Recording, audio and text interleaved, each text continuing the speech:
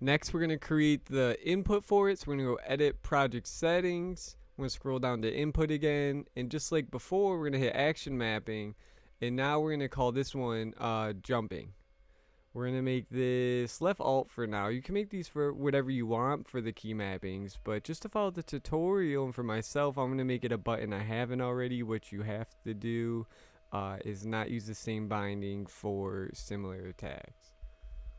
So we're going to get the jumping off press. We're going to set the jump animation variable boolean. We're going to set a delay.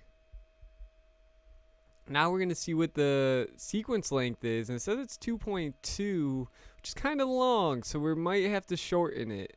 But for now, we're just going to plug in 2.2.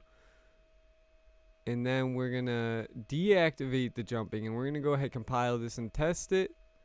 And now, as you can see, she goes in the T-pose, which means we forgot to add the animation in the actual jump state.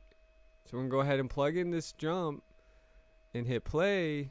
And now, as you can see, she's jumping, and it's a little long because she's sliding on the floor after she hits the floor.